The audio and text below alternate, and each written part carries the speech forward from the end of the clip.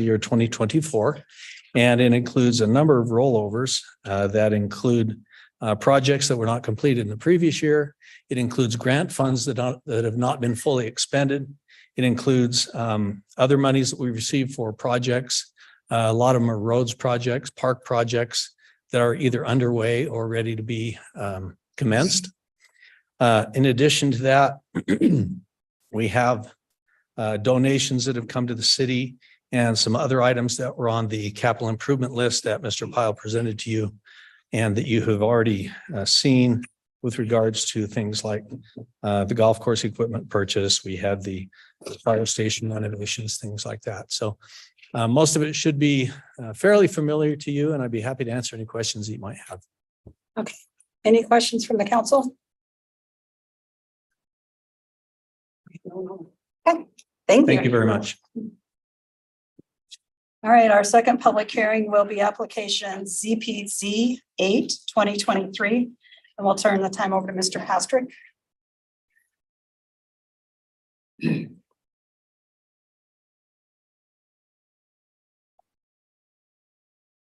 you, Mayor. I will share my screen and do a review here.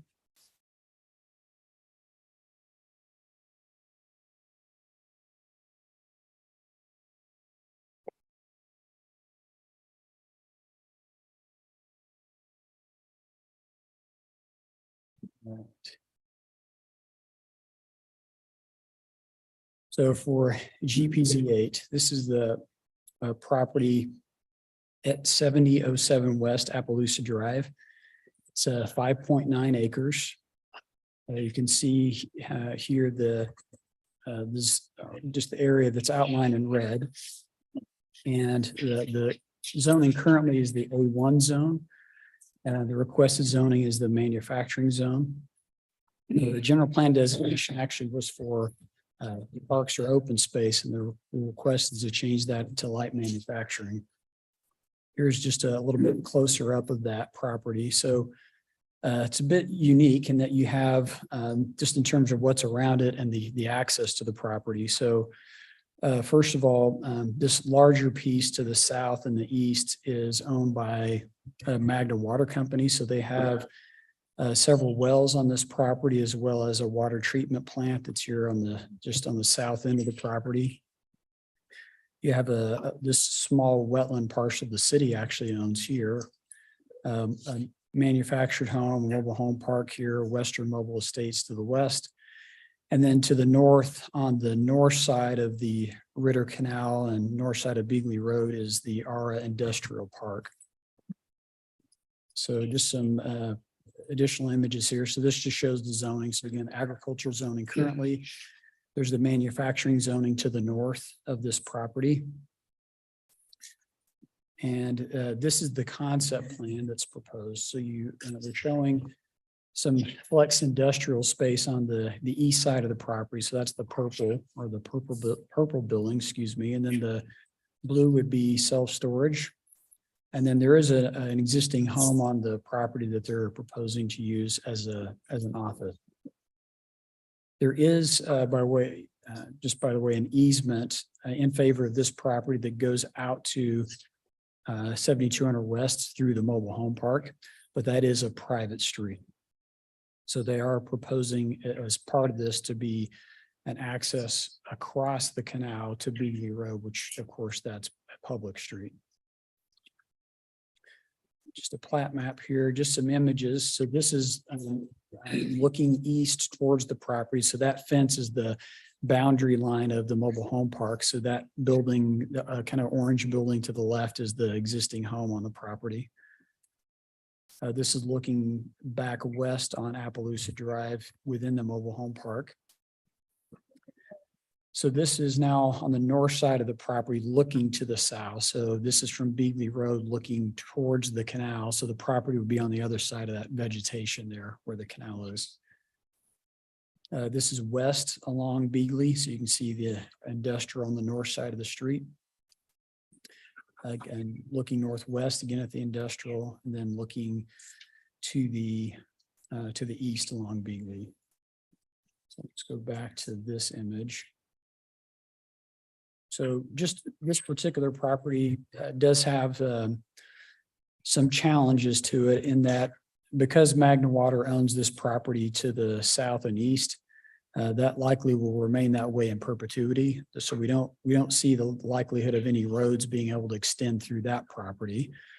Again, we have this parcel that's it's a wetland area, so don't see this road extending either.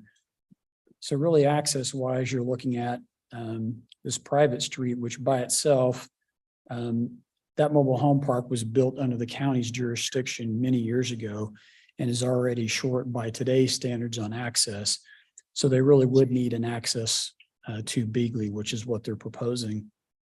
And it seems that having this be residential could be challenging, just given you've got the industrial just right across the street. So, but that summarizes the request. Okay, thank you. Any questions from the council? Councilman Norfelt?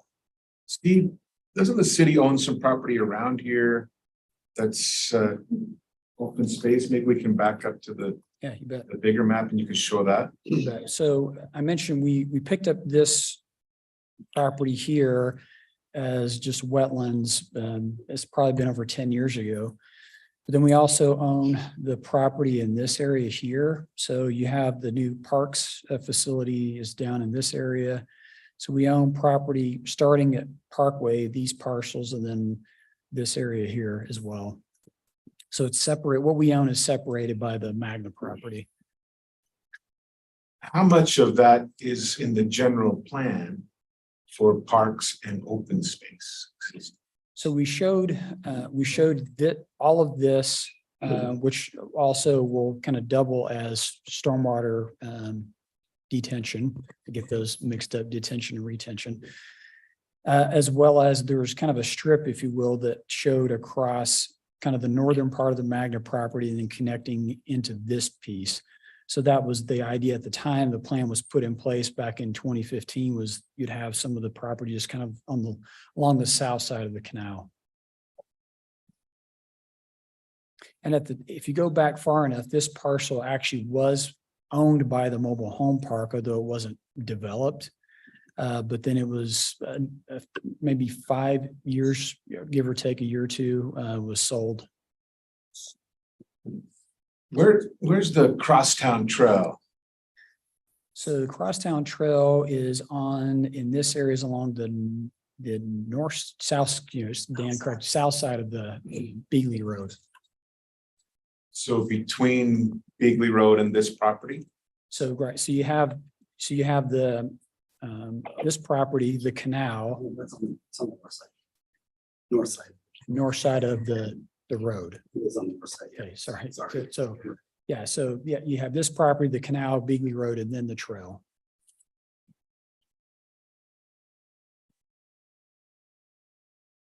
Does it cross over at some point? Because I drove by yesterday and I thought I saw Crosstown on the south side of It crosses at 64 and west. It was 65. No, sorry. 65. It's the road that's it's the road that goes to SR 201. Where it crosses over. What's our plan with that little piece next to the mobile home park? This one Plan, here. yeah, Right now, it's just being maintained as wetlands. Again, if you go back many years, the thought was that this could be part of a larger kind of wetland space, which now the focus has been here. And that's, again, where we're focusing the efforts of having stormwater and more of a natural kind of park space. And so we haven't really extended into here. So at this point, no, that I'm aware of any immediate plans for this property. and then what's between this property, that little triangle between this property and Beagley? Right there. Yeah, so this shows up a little bit better. So that's I'd call a remnant parcel that's actually owned by the developer of the R Industrial Park. And to my knowledge, they don't have any, immediate plans for that, but it is owned by them. think it's just more where the road's kind of a straight shot. It was just kind of a leftover after the road was constructed.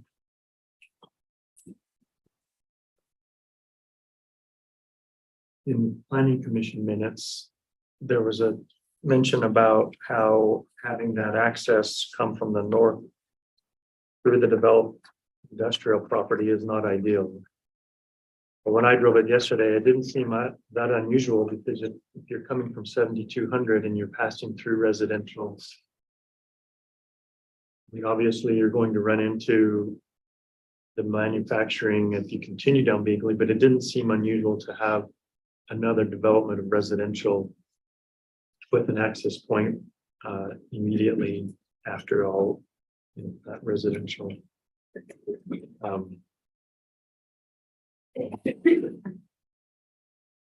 Yes, I think I would continue to see residential in that area, but council progress.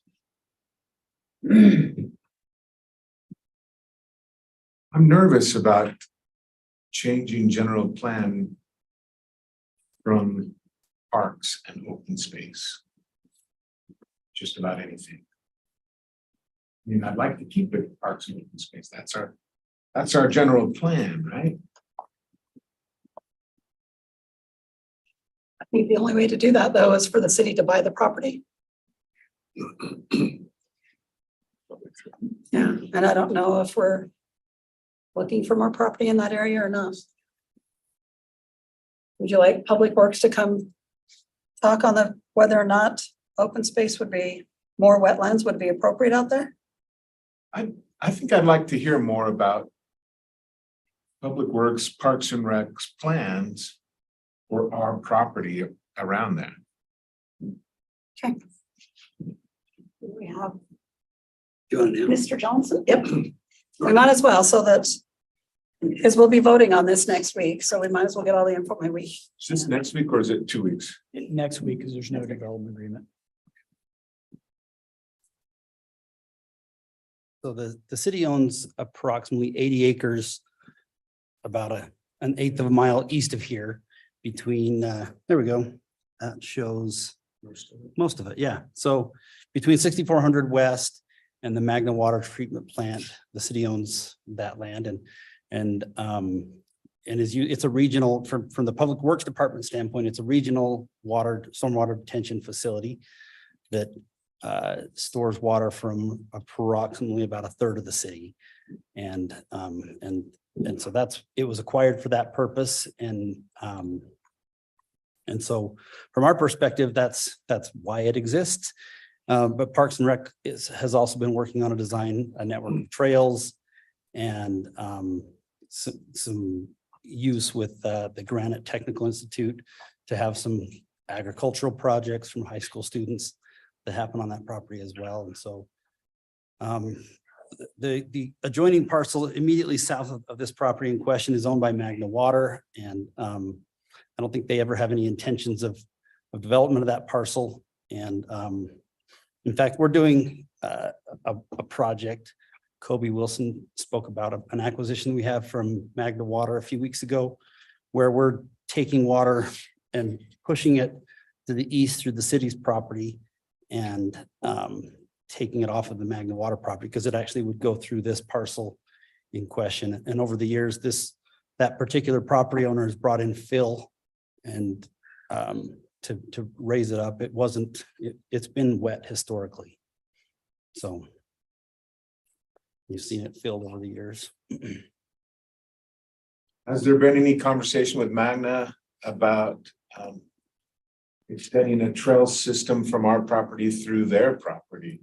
No, and they may be open to it, they may not. We've never had those conversations because of the security needs that they have to protect their water system. They have several wells out there and they like to keep people away from them and animals and other things like that. But who knows? But no, there have not been any conversations.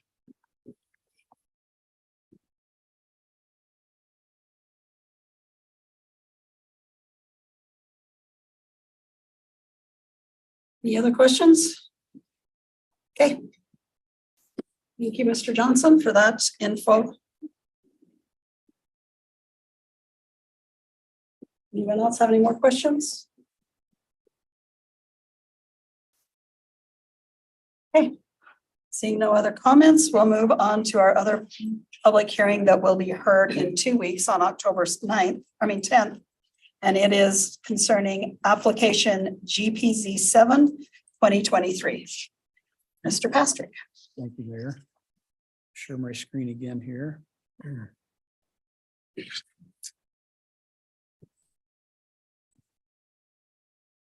Back a few slides. So the property here in question, you can see, let me see if I can move this out of the way a little bit. There we go. So 5143 West, 35th South, about 4.3 acres. The request here is to amend the general plan and zoning. So the general plan currently is mixed use, which is for the front portion of the property closest to 35th South, and then the back portion is large lot residential. And the request is to change the general plan to small lot residential, and then change the zoning on all the property from A, the agricultural zone, to the RM zone. So you can see the three properties in question here. This next image, I can get it to go forward.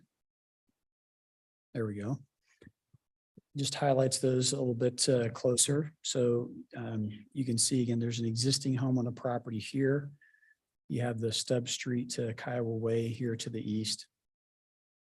And this property likely looks familiar. So there was a proposal on the same property by the same applicant last year, which the council denied. And here shortly, I'll kind of compare and contrast this proposal with the proposal that is before you today. So again, just this shows zoning. So the property again would be these three. It's the agricultural zone. You have R18 to the east here, and then more R18 zoning to the north. Again, just by way of kind of a refresher, this is the proposal the council reviewed last year. So you had, this cul-de-sac for Kiowa Way, but basically the street proposal was for private streets. And at the time, the council was really struggling with the idea of doing more private streets. Ultimately, the proposal was denied, and it seemed, going back through the minutes, the main reason on the record was the private streets. In fact, the council, about 3 months after this application was denied, ended up modifying the ordinance to prohibit private streets. This just shows again the product type that was proposed at the time. A couple of images there. So the latest proposal is the property is a little bit smaller, so there's less property in this proposal than the prior proposal, but this would be for mostly twin home units. This is there is one single family detached in this concept here, where the roads would be public. Now, the ordinance that the council passed did allow for attached units to have park strip and sidewalk on one side of the street, which is the proposal here. And one of the things we did as staff here, just to point out a few things compared to the applicant's proposal. So again, this was the applicant's concept. This is something the staff just did quickly. One is to show that, first of all, at the south end of the road, the city would require there be some type of a turnaround. So while there is the possibility that this road could extend further south, that may or may not happen. So there needs to be a turnaround. So that shows that. The other thing you'll notice, there's some hatching at the top of the image that just shows where the right-of-way dedication would be needed for 35th South to accommodate future widening. We also showed Kiowa Way being a little bit wider here than what was shown in the applicant's concept. The idea being Kiowa does have sidewalk on both sides of the street, so at least that would be connected to this new road, which again would be public. And then this image here just shows the if you went with a 4-foot right of way on both streets, in other words, sidewalk being on both sides on all of the streets. So that's the difference with this one. This image just shows the proposed rendering or elevation of the twin home units. Floor plan, and again, first and second floor. And I'll take a minute on this one. So just for comparison, the previous proposal that was denied last year was for the RS zone, or the residential sustainability zone. The acreage was about 5.9. There was 4 properties. You can see the number of units at 36. The density was actually higher, even though there was more property. It was primarily private streets, and you can see the unit sizes that were proposed. And then you can see here on the right what's proposed for this project, or this latest proposal. So a little less property, fewer units, but then the resulting density is under 5. All the streets would be public. And then unit sizes are somewhat small, or excuse me, somewhat larger than what was proposed previously. So just a few images to help provide some context. This is looking west from Kiowa. So the property, it'd be at the end of the dead end there, or the end of the stub street. Again, looking west from the stub street. This is looking west along 35th South. So the property being on the left side of the image here. This is looking south at the property from 35th. This is the property just west of the subject property along 35th. And then the next 4 images are the homes that are west of this property. So these are ones that front on 5200 West. So you have this home. This is actually a 6-plex here. And then there are 2 more homes, again, along the west side of the property. And there is included with this application a development agreement that gets into the number of units, some of the interior features of the units, as well as the amenities that are proposed. And that summarizes this application. Okay, thank you. Yeah. Turn it to the council for any questions from Mr. Pastrick or comments? I think my only question was parking. What do we require and what are they doing? You bet. So it was about a year ago, the council changed the code for not only townhomes, but single family, that there be at least 4.75 stalls. So that is something they're aware of. So they are proposing garages. They'll have driveways that you can park in. And then the additional 0.75 will be provided probably next to driveways or wider driveways. So that's a detail that they would figure out, but they're aware of that standard, would meet that standard. Thank you. If they were willing last year to present it as a residential sustainability, what's the difference with the property now? So I think Is that sustainable this year? so. One of the things that the applicant has suggested that doesn't go as far as what the residential sustainability zone has, but they are proposing in the development agreement that each of the homes would be Energy Star certified. So that isn't as high of a standard, but is still more than just what is required, say, in building code. I think the applicant can speak more to that at the public hearing, but I think it is probably more a function of cost is my view on that, but the applicant can correct me if he has a different view on that. Okay. Thank you. But Other than the one email that's in the packet, were there any other comments for or against this? just as I think back on the meeting, I just recall hearing the one resident that was in opposition, but don't recall any other comments received on that as far as in opposition. There were residential comments last year. People that live on Kiowa Way who do not want a connection from their road to the 3500 South. Is Kiowa Way more narrow than some of the other streets in that neighborhood, or? It's, if memory serves, I believe it was built to the city, the count, more the older 50-foot right-of-way standard. So so it has park strip sidewalk. It's just the pavement width's a little bit narrower than what we require today. I believe it's 25 feet, where now we do 29 feet. But aside from that, it's pretty much the same.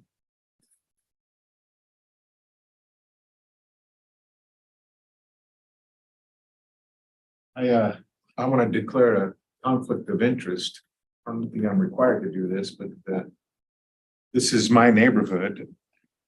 One of the owners is a dear friend, and 5 of those houses that they showed are also dear friends of mine, but I will try to make a decision that I think is best for the city, not necessarily for my friends.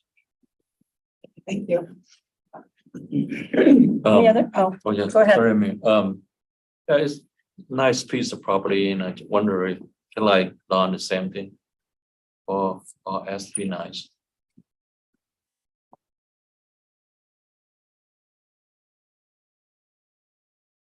okay. Seeing no other questions, thank you much. Thank you. And then we'll be able to review this next week if you come up with any more concerns. And then we'll actually vote it on the 10th. Correct. Okay. All right. Thank you. Thank you. All right, our resolutions, we'll turn the time over to Chief Evans for resolution 23-143.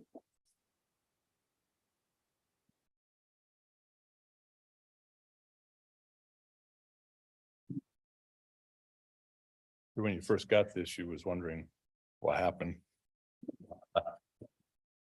So I just want to start off by saying there's one minor mistake in the issue paper.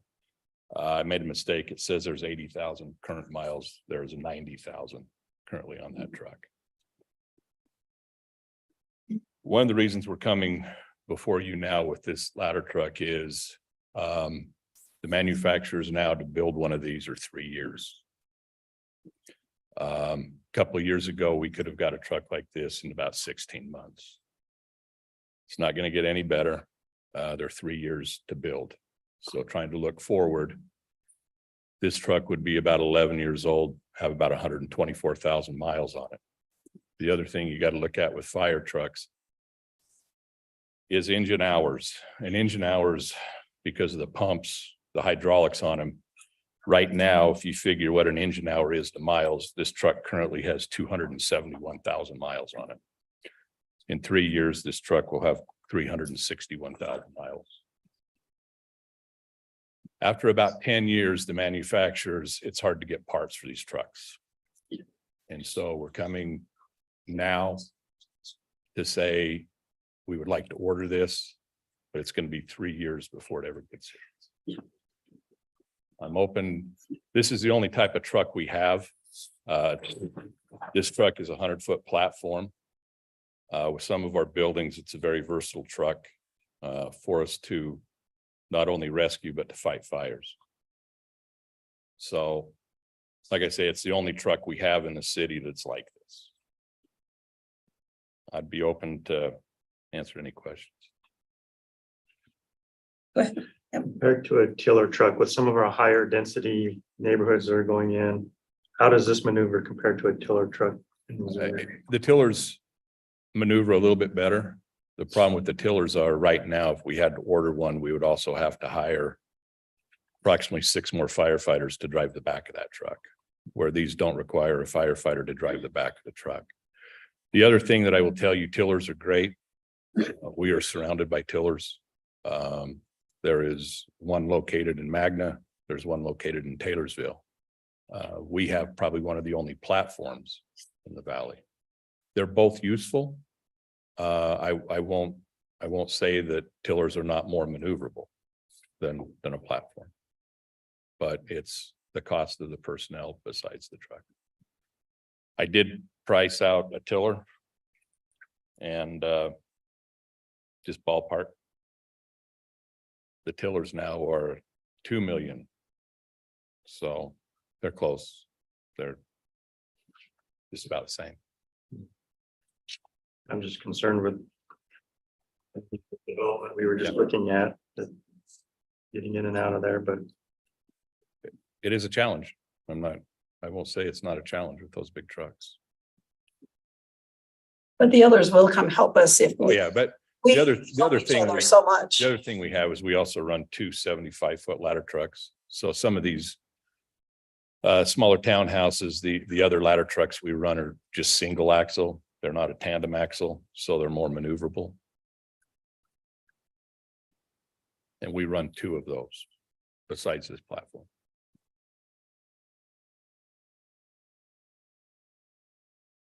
Okay, not seeing any other questions. Thank you so much. You bet. All right, we'll now turn the time over to Mr. Welch for resolution 23-144.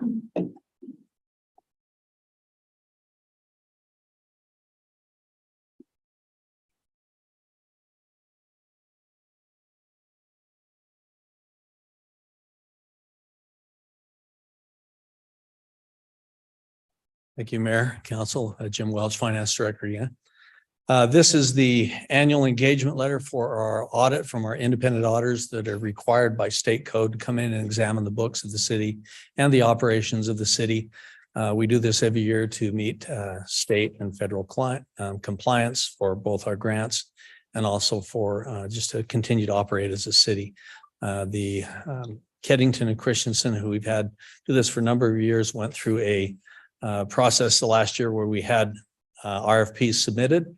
They were deemed to be the most reasonable in cost and performance. And this is their engagement letter for this fiscal year. Okay, any questions for Mr. Welch? I say Lars is on our audit committee. He's the chair, so are you good with this? Mayor's on the, Yeah, but you're the chair. oh, yes, I'm glad we're moving forward. Okay. All right. All good? Okay, thank you. Thank you very much. Okay, we have our consent agenda. That's pretty easy. Mr. Pyle, did you have any you wanted to bring to the forefront? Thank you, ma'am. No, I think it's pretty self-evident as well, unless the council has any questions. Okay. Any questions or concern on the consent agenda? We have a pretty easy construction easements. I think there was 3 West Valley City residents that are being appointed to the Healthy West Valley Committee. And then myself and Corey Rushton appointments to the Jordan Valley Water Conservancy District. No questions? Okay. Move on to our communications. We have our Bingham Point discussion, and it'll be Mayor Pastrick. And I can't say Bingham, I want to say Brigham, and I don't know. I've been around 3 Brigham kids. Their names were Brigham this last weekend, so sorry. No problem. Thank you, Mayor. So we'll put one more presentation here. So the council may recall several weeks ago, we had a couple of folks, residents of the Bingham Point condos that came to the public comment period and raised some issues that they're experiencing in their community. And those are summarized here, and we'll get into more detail here in a minute. But so there's the maintenance of the park that is to the south of their property. There's a concern about the trail maintenance that runs through their property. And then finally, just how the trail is being used, some concerns about that as well. So just to provide some context, this map shows the Bingham Point neighborhood in yellow. The mini park, as they refer to it as, is here in blue, just to the south. And then this black line represents the trail, which is, it cuts through that development, but is part of a larger trail network that serves that area. And what's a little bit unique about the trail through that development is to the north and the south, the city actually owns the property. Here through this community, the city has an easement for the trail, so that allows for public access, but the community actually owns the ground. So here's just a close-up of that. So you can see, again, the blue area here to the south is the park that they raised some concerns about that I'll get into. And then you have the community here in yellow. You can see the trail that runs through the property. And then finally, this is the, again, just a close-up of the park or the city-owned property to the south. So kind of just going down the list of comments they brought up. The first is there are a couple of larger willow trees, like this one in particular, that is growing, that's on the park property, but is growing over the property line and actually touching the building. And so we do recognize that as an issue. And speaking with Parks, they got a bid to have those trees removed. And that's just over $3,500. So the plan there is to have those trees removed and plant new trees in their place that just won't be as large and imposing on the neighbors. So that's one issue that we can resolve. The next one they had, as far as landscaping goes, there were concerns or complaints about the grass. When it's cut, it's not cleaned up and it kind of blows into their property. So again, in talking with Parks, what we do in terms of park maintenance, the grass is cut weekly. The only exception would be if it falls on a holiday, then at that point it would be done the following week. And when it is, when we do have a holiday, we end up actually cutting it essentially twice to help with some of the larger trimmings that come from that. And so we actually, from a parks perspective, do that actually because it's a benefit to the park to actually keep the clippings on the park. And so no action suggested here from staff on that issue. As far as the trail maintenance, there were some concerns about just some cracks in the trail. And also there's a place when I looked at it where there's a little bit of buckling where I think a tree, one of those trees that's going to be removed has essentially lifted the walkway. So Public Works is able to get that maintenance done. It would likely be springtime where it's a smaller project. It's something we would kind of squeeze in between other things, but the plan to address that would be just to have Public Works do that as they have time in the spring. And then there was quite a bit of discussion about just how the trail is used. So one of the complaints that came up was that someone, or maybe this could be more than one person, has driven a truck on the trail. So they essentially, started on the city's park property and drove through into the neighborhood to get to to this first street here to the south. Not sure why they would do that because it's like that's not that much of a shortcut, but apparently someone's done that. I did talk with Dan about this, and it is possible for the city to install what we call removable bollards. So we do maintenance, for example, snow removal on the trail. So we wouldn't want to have like permanent bollards because that would make it more difficult to do maintenance. But even the removable bollards, obviously come at a cost. And then also it just adds time to have to actually take them out and then put them back in as to do maintenance. So that's an option. Our thought there would be, let's see if this is an ongoing problem. It sounded like this was fairly infrequent. This happened a few times. If it continues to be a problem, it's something we could perhaps reevaluate. But it didn't seem like this was rising to the level of needing to make an investment just yet. Lastly, there were a number of complaints that were somewhat related, and they had to do with sort of inappropriate use of the trail or sort of trespassing issues, right? So it was people using the trail late at night and being, causing problems, or people that would start on the trail, but then wander off onto private property that's not covered by the easement. Dogs that people would have dogs off leash on the trail that they would wander the community, those kinds of issues. Following the meeting where the gentleman expressed the concerns, PD did talk with those gentlemen about their concerns. Up to that point, there have been no reports about any of those issues.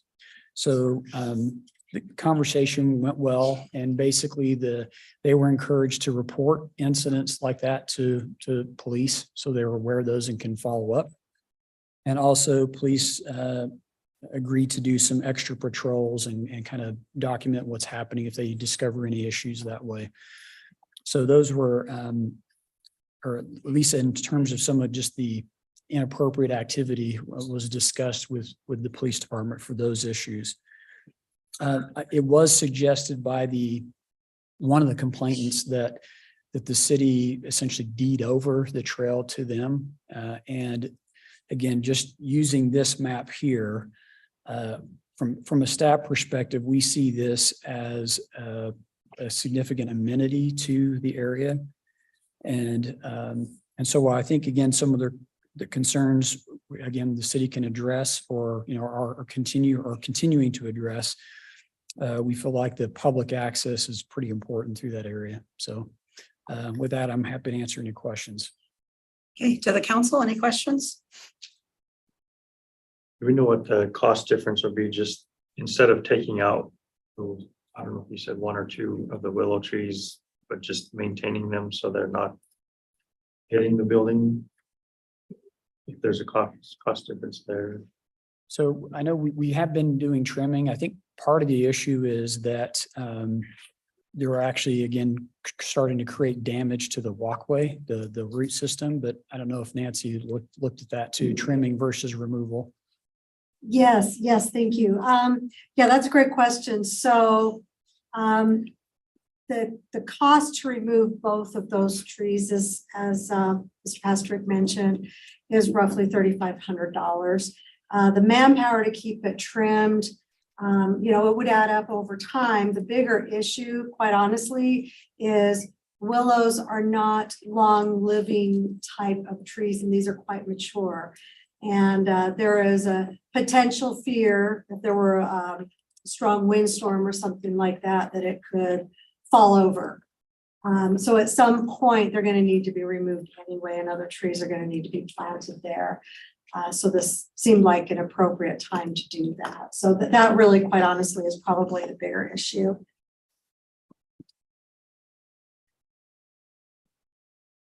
Do you know if there's any fencing between the development and our park? There's not. It's wide open. It is open. You know how wide the trail is? 8 feet. I noticed yesterday, there is signage there at the private property line. Correct. Do you see additional signage helping, or would it make a difference to people going through? Oh, Yeah, I don't think it would hurt, but I think particularly, for example, like some of the teenagers, if we put hours, I could see them just, sort of ignoring that, but I know the sign that's there now does say that the property beyond the trail is actually private, and it's just the trail itself that's public access. So one thing I was thinking, the bollards sound like a good idea, but there's just open lawn on both sides. All you have to do is just go over the curb and you can 4-wheel it through it anyway. So I don't know that the cost of the bollards would be sufficient. That's why I mentioned the fencing. Yeah, There's no fencing there's there. no fencing in front. No sense putting bollards. Yeah. We'll just go around. And it goes from the other park. So to put fencing would be really obnoxious looking. It wouldn't be nice to just go from one park into a gated park. The feel of it and everything out there is so nice. I mean, I don't mind getting rid of the trees, and I think I was on planning commission when both of these subdivisions were approved. And part of their density and some of the other perks they got were because they let private park or the trail system go through their area. Right. So that was kind of part of what they gave to get what they got. So I can't see taking it away from them either, Correct. because that was one of our amenities. And the main reason the trail is in this location, there's actually a high pressure gas line there, so they really can't build anything on it anyway. So would it help if the property owner did a small fence along the trail, or could they do that? Maybe just a half fence or something decorative? potentially the issue is that with that, or at least partial issue is that the easement that the city has for the trail is actually 50 feet wide. And I believe the reason for that was for maintenance, just to be able to get equipment in. We might be able to get by with maybe less than 50 feet, but again, we still do need a wider space just to be able to get in with equipment at some point to do maintenance. So as long as we had sufficient room to do maintenance and maintain our easement, I think it would be possible for them to install fencing on either side of the trail, just again, providing that sort of buffer for maintenance area. Parks Department. Between the trail and the fence, maintenance, lawn cutting, everything else. Right, and they're still responsible, yeah, they're responsible for the maintenance of all the landscaping up to the trail, even though we have an easement that extends beyond that. So the landowner in the condo in this area takes care of it. Correct. We maintain the trail, but they maintain all the landscaping All the lawn. up to the trail. Because I was thinking if you put a little chain link fence, then you have to have somebody weed eating next to the guy that was just mowing and not weed eating. Right. But that would probably be my solution. I don't know if it'd be a solution, but if we did like a rail fence, so it stays somewhat open. Oh, that's nice. Yeah. A 4-foot rail fence, and then you could do bollards. And then it would eliminate probably a car coming through there, because they go through the fence.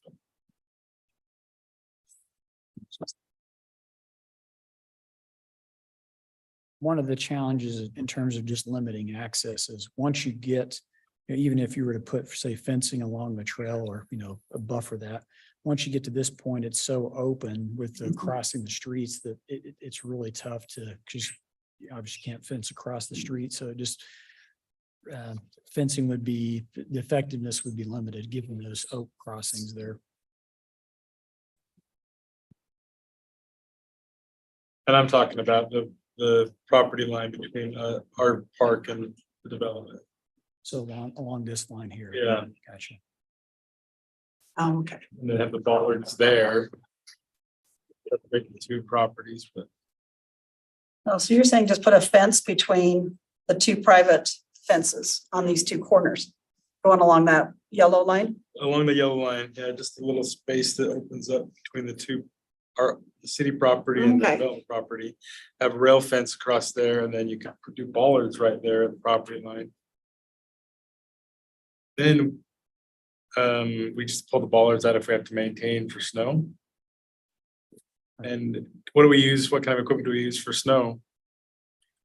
So the- Yeah, we have a plow that on the truck that actually will go through We a use plow all the whole the truck. trails. They'll go through the whole trail system, including that section there. Yeah, So a full-size truck? Yeah.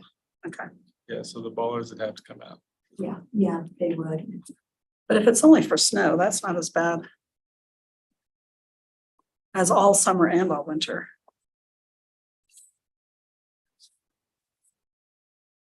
Fence would be more of a visual. Or people going through rather, I mean, the sign is there, but. Look at it, there's that fence. 4-foot rail fence.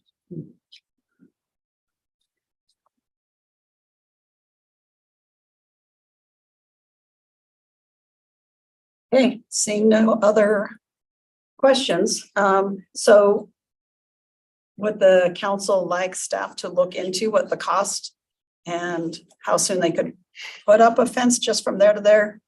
From those 2 property line corners that run along the yellow line and the bollards, what that would cost, and see if it's something you'd like to do or not?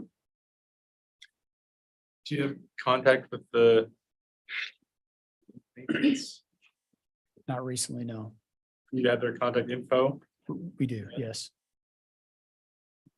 I think if we had a price, and then maybe if we were leaning that direction, we could contact them and see if that's gonna. If it'll help with the Yeah, solution. if they think it'll be helpful. I don't wanna do it if they don't want it, but. Okay, all good with that? You're fine with that? Okay, Don and Lars, you fine with that? Yeah. So if I can just clarify them, so using this image, we would just, the council would like to get a cost for a fence along this line here, separating the Bingham Point community and the city's park, and then a couple of removable bollards on the trail. And does that fence on that property go to where the tree is? Or where does the, behind the senior living? So right now, there is no fence along this line. Okay, so it'd just be from that corner with the circle in it that way. I'm, again, just to make sure, I'm envisioning what the council is wanting is from this point here over to this point here would be the fence. Yes, if there's no other fence, to start from fence to fence. Yeah, I mean, if I lived in that development there and it's already open to the park, I don't know, and I would want a fence there. But I guess we're not deciding today. Yeah, I wouldn't either, Lars, but they brought the issue to us and so, Well, and one person's complaint. Yeah. Does that, it's not the whole subdivision. does that mean that everybody else doesn't get a voice in? Well, and we could maybe try and go to one of their, I'm sure they have an HOA that we could go present or give them the information and they could present it to their homeowners and then they could come in for public hearing and be, well, there probably wouldn't be a public hearing for this. But maybe if somebody went, staff or a member of the council went out and explained it to them and got an idea. Would you be more comfortable with that? Yes, so. Okay. Because yeah, you don't want to alter an entire neighborhood for one person. Right.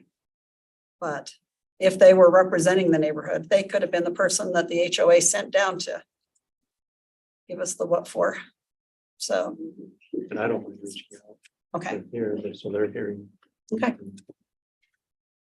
all right. Thank you. Thank you. All right, we'll now turn the time to Mr. Springmeyer for our RDA and Granger Crossing program overview. I've scribbled all over, so I had to read through my scribbling. Jonathan Springmeyer, Redevelopment Agency. Today as requested, we're talking about the Granger Crossings Urban Renewal Project Area, or URA. We have a map. Thank you. As that's coming up, the URA, Granger Crossings URA, was created in 2010, triggered in 2012. It was a URA, meaning that it had a formal blight designation for the project area. I should point out at this time, I was not staff at the time of this was created. However, I was the consultant that you hired to do this, create this project area. So I am pretty familiar with it. It was done with a 15-year project term, 80-20 split with the taxing entities. 80% of the new growth tax increment came to the agency, 20% passed through directly to the taxing entities. Had a budget cap of $1,328,535. That cap was reached in 2020.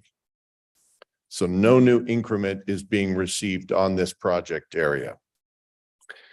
It was created with the intention of growing and maintaining the existing minority-owned businesses and ethnic restaurants and shops while redeveloping some of the dilapidated and underperforming properties in the area. There were two incentive agreements that were entered into, one with My Yin and one with Oot Yin, each for less than $100,000, unrelated individuals and separate parcels, but same last name. At the time of the creation and triggering, RDA staff went door to door to all of the businesses in the area, offering a match program for building renovation and remodel. No businesses applied for that program. In addition to the incentivized properties, there have been several other properties that have been redeveloped in the area, including the Mr. Car Wash that just opened recently, Enterprise Rent-A-Car, Advanced Auto Parts, and Gosu. Current status of this is, as I said, it has reached its cap. So we are no longer receiving any new increment. However, it is still an active project area until 2026. But no funds to support it, am I? There's no new funds No coming new in, funds. correct? Yes. So are there any funds in the bank, I guess? Yes. That could be used? Yes, there are. Yes, we have a balance of about $850,000 for this project area still to spend. Some of those funds, I intend to bring forward a proposal for you all before the end of the year to spend some of those this year, this budget year.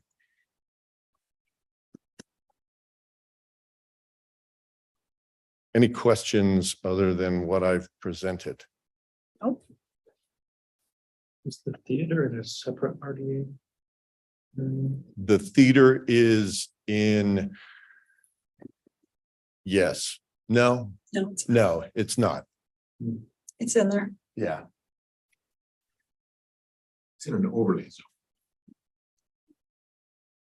Well, you really can't tell from this map very well. Theater is just outside of. No, it's just, yeah. it's Theater right is there by not, the yeah, other- we did not include the theater in this.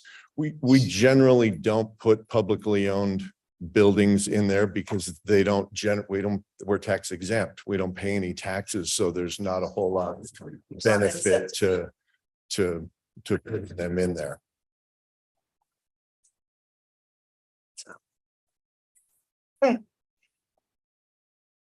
So a resident or a business owner just needs to come in and apply if they want to. They can. And Yes, apply I if mean, they want it's. to do a remodel. I'm sure there's perimeters. To say there's a program in place might be a little bit of a stretch because it's been 12 years and we didn't have anybody ever apply for this. Could we entertain an application for that? Absolutely. But I will tell you that part of the reason to do this in the beginning of the project areas is to raise that property value.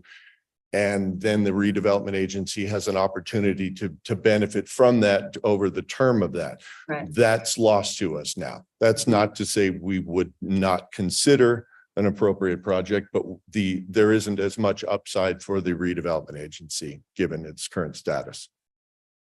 There is the upside of a better developed city. Absolutely, yes.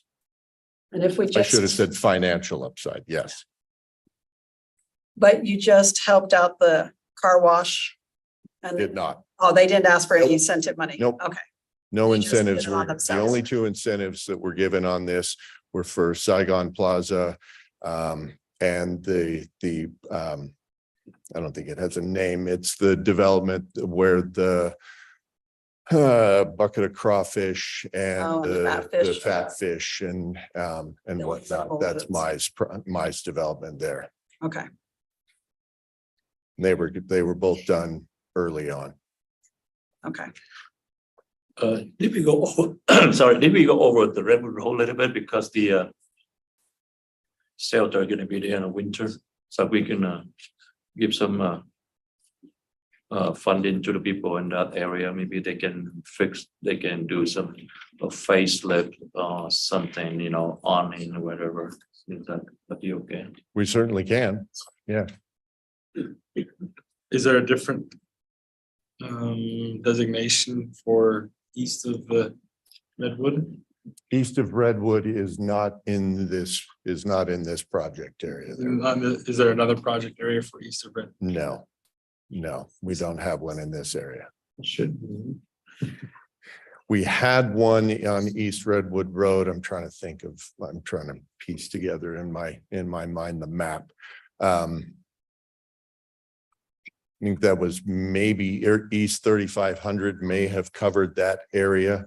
But that's moved off. Yeah, we had one when Food for Less and actually Chris and Dick's was there. Correct. Because we'd set up the new landscape and all of Yes. that, but that has long gone. Yes. Yeah. Yeah, my question about remember the same with Scott, is that we're gonna probably you said already. in the east side of the Redwood Road. So basically, Carl Junior in that area, we don't have anything for them. No, they're not currently in an active project here. Okay, Okay, thank you. thank you. Good presentation. All right, we'll now turn the time over to Mr. Flores for our city manager hiring process.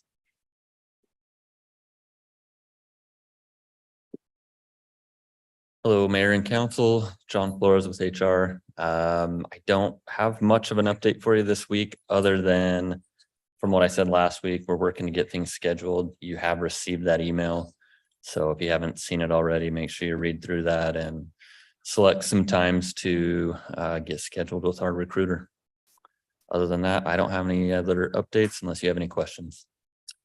Are they gonna have questions ahead of time or you just go in and, Nope, he'll have a list of things to go through with you, and then you'll also have an opportunity to provide anything additional you want. okay, So they sent out the information already. Yes, yep, you would have received an email some hours ago. Yep, Also, yes. okay, Thank you. sir? Council calendar. You have the opportunity after this meeting to go out and write a victim's or a survivor's letter. And so hopefully you'll take that opportunity. Otherwise, on the actual calendar for the future, is there anything that anybody had questions on?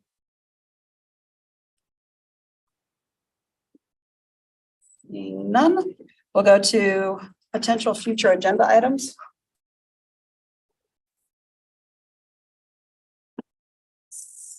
Okay, I don't know if it's an agenda item or not, but we did discuss several months ago, April, May area, the archivist for the city and plan sent out. Nobody responded to it. So Can we make need a- to discuss that in council again and yeah, get something going. I think emails do not work for us, so can we have a presentation on that in a future communication? Yeah, emails just don't give us the opportunity to talk back and forth, so nothing ever gets solved from it, so let's do it as a communication. Okay. I'll take care of that. Thank you for bringing that to our attention. Anything else?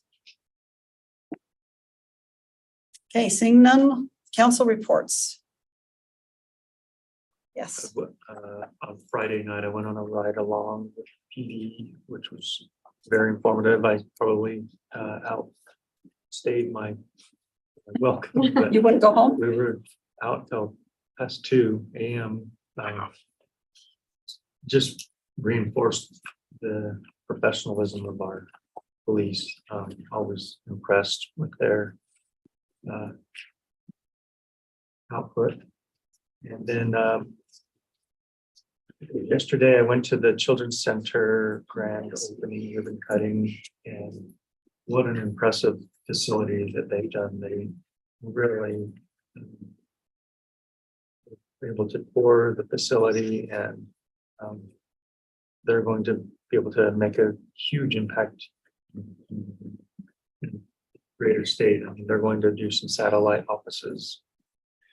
So that was great. And then the bike ribbon cutting today was awesome. Yeah, and the Children's Center is in the former Granger Medical Center. If anybody has questions on where that is, so that was really good. Yeah, I think they're gonna make good use out of that building. I'm really impressed with what they've been able to do. Yeah. Okay. Seeing no others, any strategic discussion list anybody would like to attack? Seeing none, we'll go to the review of the regular municipal building authority. And we'll turn the time over to Mr. Welch.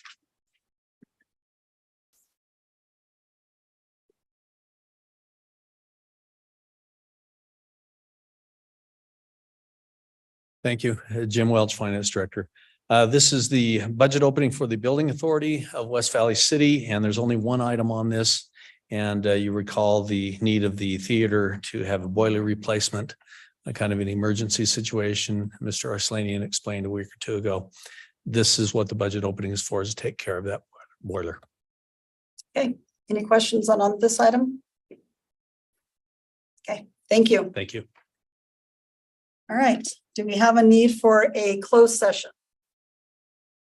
Mayor, I would like to motion for a closed session to discuss a legal issue that this city will be facing with flooding. Okay, potential legal? Okay. We have a second? Okay. Ms. McCamick. Councilman Whitstone, Yes. Councilman Harmon, Yes. Councilman Hune, Yes. Councilman Christensen, Yes. Councilman Nordfelt, Yes. and Mayor Ling. Yes. Motion passes unanimously. Okay. So Wayne and And I can. Wonderson? Zoom. Yep. Yep, It'll just okay, take me just a second. whatever his name is over there. Hey, and everyone else is. Get a name tag. Oh, wait, we need one more motion. Okay. We will, all in favor of adjourning, say aye. Right. And we will have our closed meeting with no other business and be adjourned from that one as well. So thank